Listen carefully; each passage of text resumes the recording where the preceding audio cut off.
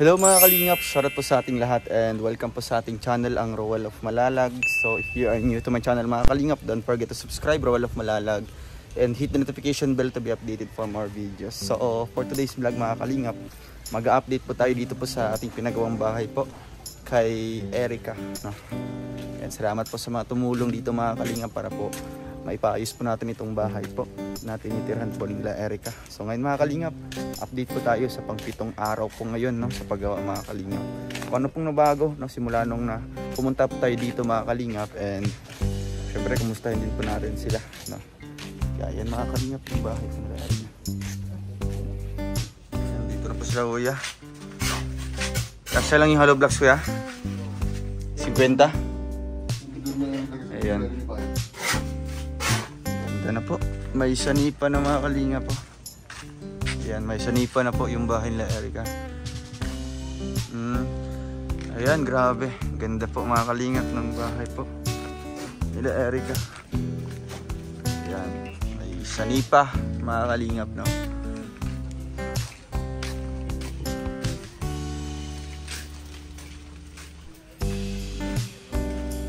May mga hollow blocks na po.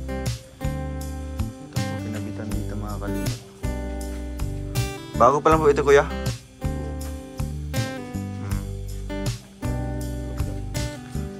Ito yung CR nila. Sino nagawa nito? Si kuya? Yung asawa niya. Okay, may CR sila dito. Kasi lang yung sakto lang yung ano, yung sukat nito. Layout po niya mga kalingap ng papa po ni Erica. Ito may isang kwarto po dyan.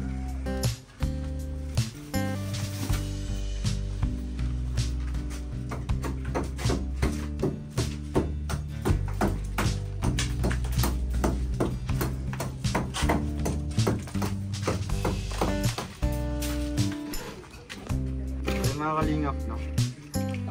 Meron po dito, bali limang bintana. Apat pala.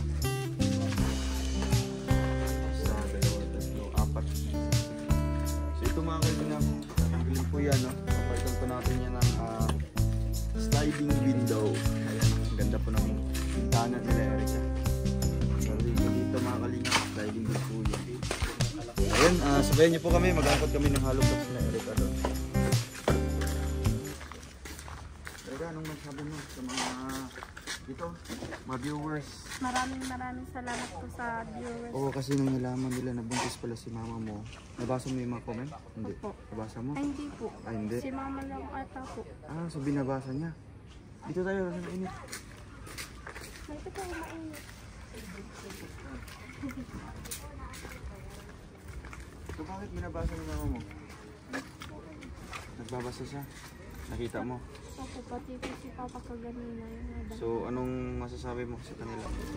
Sana po maunawaan niyo po ako na si mama po ay buntis na naman po. Oo. Pero po ngayon na po sa akin ni mama sinabi na buntis po siya. 5 buwan na. Sabi nga po na mama, sabi pala sa kapatid ko po, wag mo na daw po ipapaalam. Sino sabi? Sila Fiona po. Sila Fiona. Pero si mama mo man yung nag-ano sa amin, nag-open sa ganun.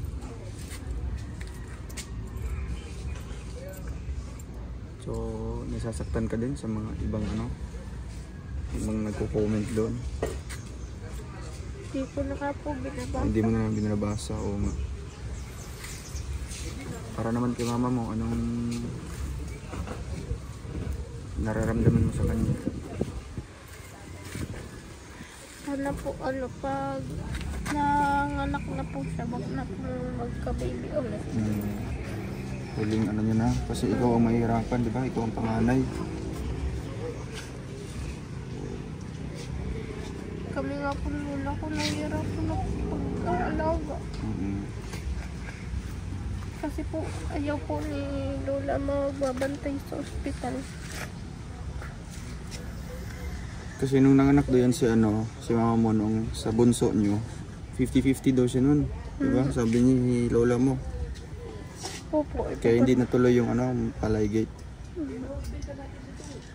Nahihirapan din pala si mama mo pag nanganganak na. So ngayon buntis naman si mama mo. Siyempre, pinapanood mo ni mama mo yung video. Ano masabi mo sa kanya dito sa video nito? Ano may papayo mo sa kanya bilang ate, bilang panganay niya? Sabi po ni mama sa akin, mag-aaral daw po ako mabuti. Magtatrabaho na daw po. Huwag na po pag-aasawa. Mahirap daw po ito. Sobra, mahirap ang buhay na. So ngayon pa lang, naranasan mo na, di ba?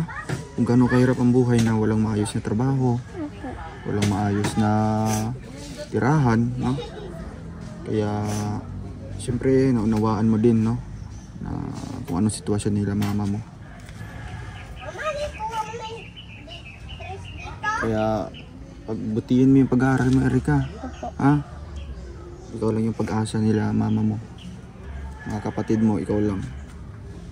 Ano bang pangarap mo sa mga kapatid mo, Erica? Pagbutihin lang po nila yung pag-aaral. Para kayo yung kakataguyod sa pamilya nyo, di ba? Opo. At tutulungan mo yung mga kapatid mo, maliliit pa. No? Kahit kung may trabaho ka na, no? Matustusan mo yung mga kapatid mo sa pag-aaral nila, no? Kasi si mama mo, si papa mo walang maayos na trabaho, di ba? So kaya ikaw, pagbutihin mo. Anong grade ka na? Grade 6? 7 po. Ay, grade 7 ka na. So malayo pa, no? Malayo pa, pero patuloy lang. Sabi nga po kanina ng teacher ko, ba't daw po ako na-late? Bakit na late ka? Sabi ko po, inatindi ko lang po yung magkakapatid ko.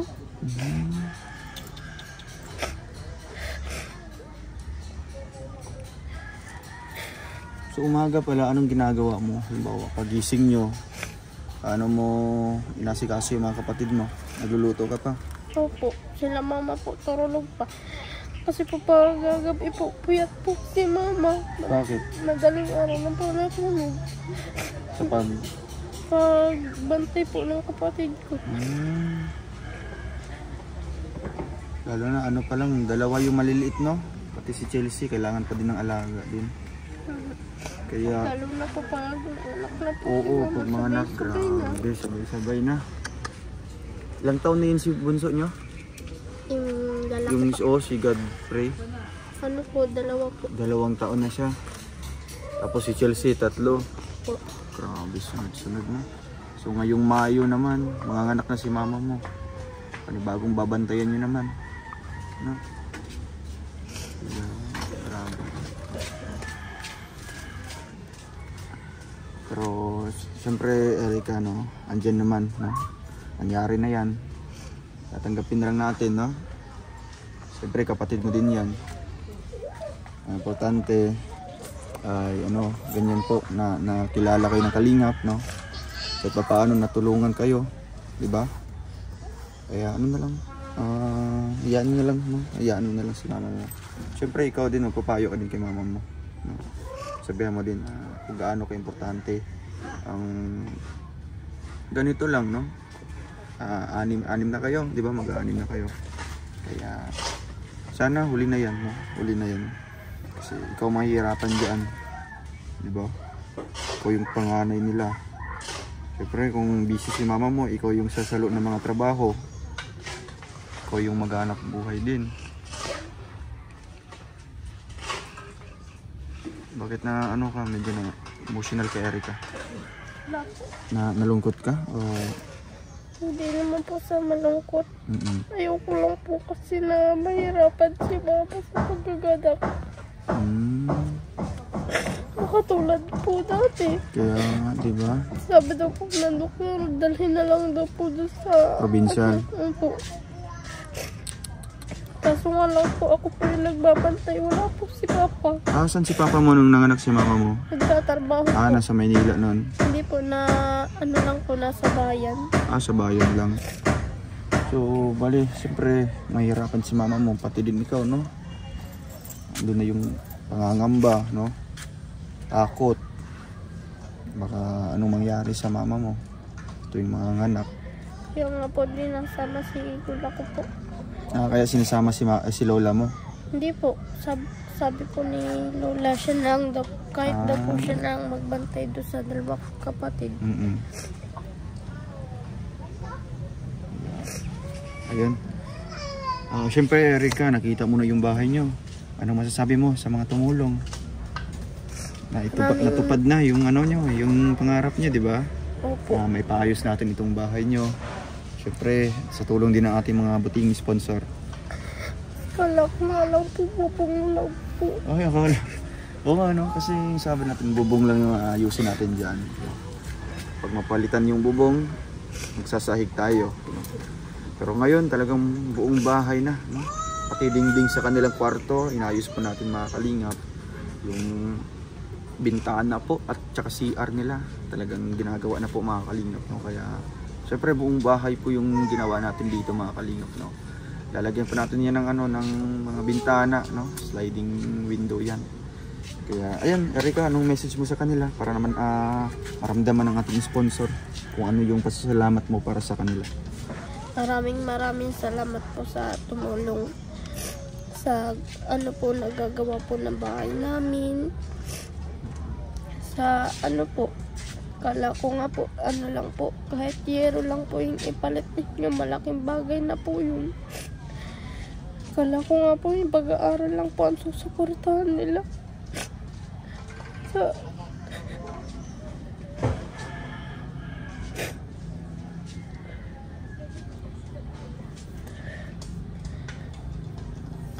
Yun yung hinihiling mo kay kay Kuya Mario noon.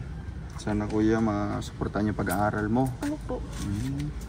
So hindi ba sinabi ni Kuya Mario na kasama na doon yung pag-ayuda, di ba? Hindi po. Hindi. So grabe, no? Alauna po ata yun. Alauna ng tanghali pumunta siya dito. Opo. Bumalik siya? Lang po. Or nag-vlog siya dito? Nag-vlog po siya dito. Tapos, Dito kay lola mo? Opo. Tapos po sabi po sa akin, sabi po ako na mahingi po ng tulong. So, sabi po niya ay daw pong gusto ko. Anong gusto mong tulong bibigyan niya? Sabi ko kahit po sa pag-aaral lang po. Kasi para sa Erika, gaano ka-importante ang may pinag-aralan? Or yung pag-aaral, gaano ka-importante yun? Po, para po makapagtapos sa pag-aaral. Para din makahanap ng trabaho po. Magandang trabaho. Kasi iba talaga pag ganyan, makapagtapos ka, may diploma ka. Sarap sa pakiramdam yan, no? Lalo na kung sa graduation, kasama mo si papa at mama mo, di ba? Si mama lang po kasama ko dito. Anong graduation mo? Opo. Si papa mo?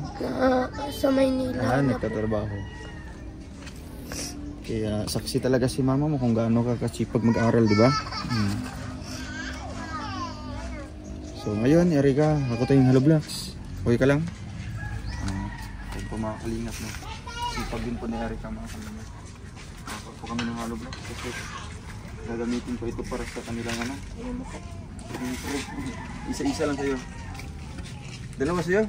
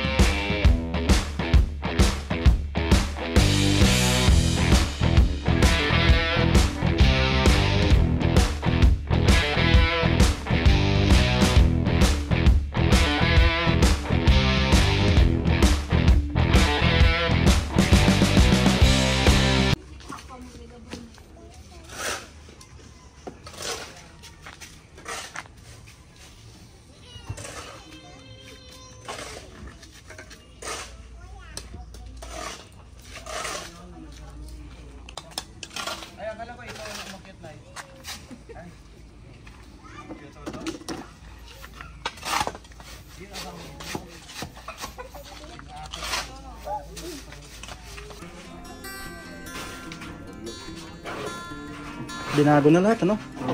Lahat na binago. Tinanggal pa rin mga bata na. Sinagad na namin doon.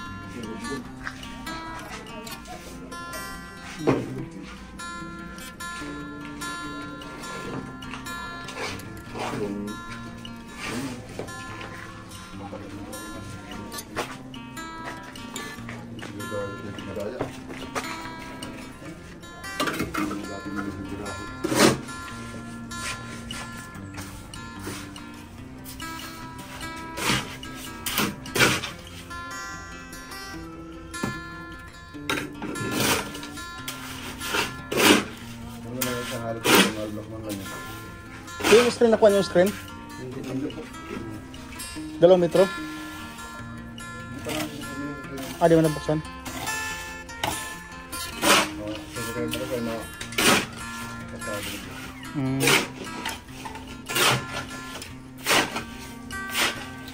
Ano yan? Gagawa kayo ng ano yan? Hawakan? Ayun si mga kawin mo. Tekiluhan.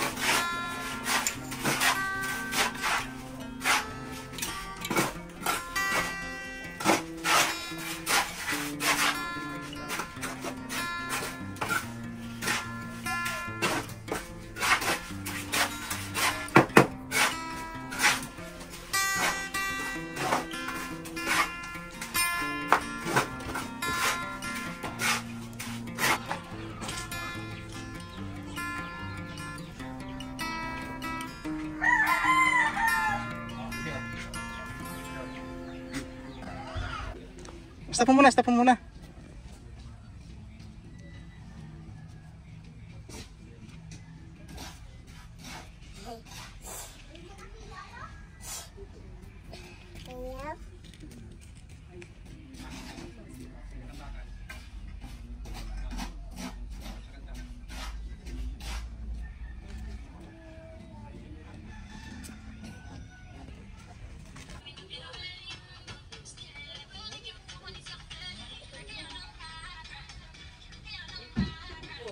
Yan.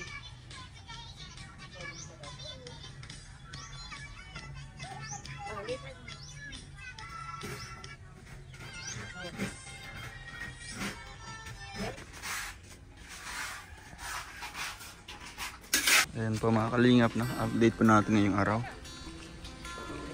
Ito kuya, mag-finishing na kayo. No, bukas. Yung buhangin, kasi lang pa yun. Marami pa.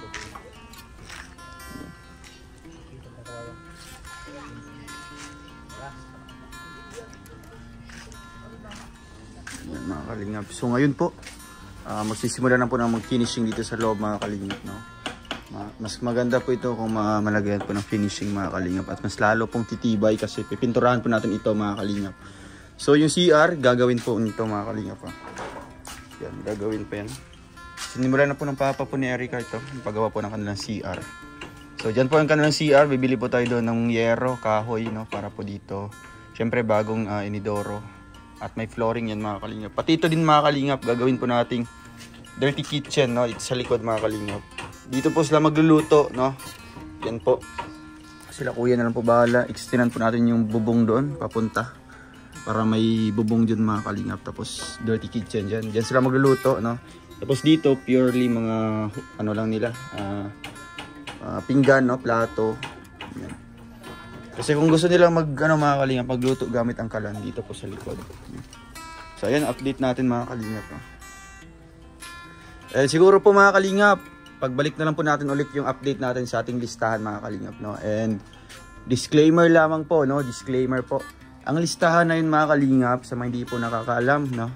Yan po ay galing sa ating mga buting sponsors, no? Buting sponsors. Para po, pasok pa rin dito sa ating transparency, no? Transparency mga kalingap, dito po natin pinapakita, detalyadong sinusulat, no? Kung saan napupunta yung kanilang binibigay, no? Kaya nga po pinapakita natin mga kalingap kung ano po yung mga nabili nating materialis na may kaukulang ay may mga kasamang listahan yun mga kalingap, mga receipt, no? Sa mga materialis na binili natin. Kaya po mga kalingap, nakalista doon, pinapakita ko po sa inyo kung saan po at anong mga materialis ang binibili natin. Kung sino po mga sponsor na nagbibigay, sino po, magkano po ang kanilang binibigay mga kalingap. Ako man po mga kalingap, syempre, hindi ko na po isusulat doon yung pangalan ko, no? Kasi nga may naghahanap, no? Kung magkano daw ang ating binibigay. Ako, kung gustuhin ko man mga kalingap, magbigay po ako ng 100,000 dito sa pabahay kay Erica, no? Kung gustuhin ko. Syempre, mga kalingap, no?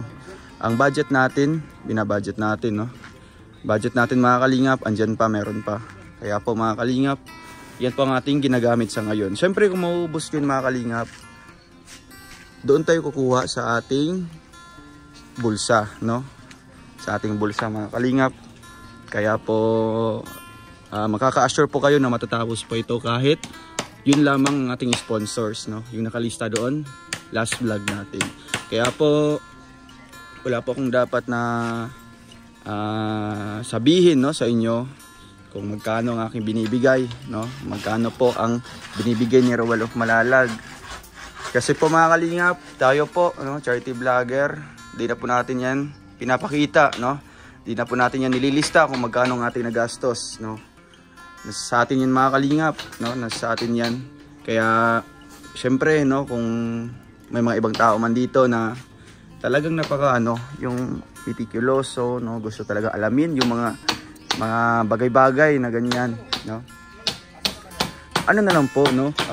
Hintay-hintay na lang po mga kalingap, no? Hintay-hintay na lang kasi after matapos yung bahay na ito, ipapakita po natin kung magkano po ang naabot, no, na budget, magkano po ang naabot po na pera ang ating nagastos sa bahay na ito. Kaya wag pong atat, no, wag pong atat. Hindi pa tapos ang bahay, no. Ako handa po akong magwaldas sa aking pera para po dito sa bahay na Erica. Kaya wag niyo po akong pangunahan, no. Yan lang po ang aking pakiusap po sa inyo. Kung gusto po kayo mag-content, content lang po kayo dyan. Kung ano man pwede nyo sabihin. Pero syempre alamin natin ang ating mga limitasyon sa bawat isa, ha. Di po perket nasa social media tayo kung ano-ano po ang ating mga sinasabi, ano-ano po ang ating mga binabato sa ating kapwa, no, na wala namang ginagawang mali. Syempre normal yan, no. Walang batas na nagsasabing hindi pwedeng mag-comment or hindi pwedeng mag-reaction video sa isang tao. Syempre sa isang public influencer kagaya natin. Pero syempre merong kaso, no, or merong law ang Pilipinas, no, kung hanggang saan lang po ang ating freedom of speech, no. Syempre may mga limitasyon tayo, hindi pwede lahat-lahat po, no. Kaya maging maingat tayo mga kalingap, maging maingat po tayo sa ating mga kino-comment, sa ating mga sinasabi, no.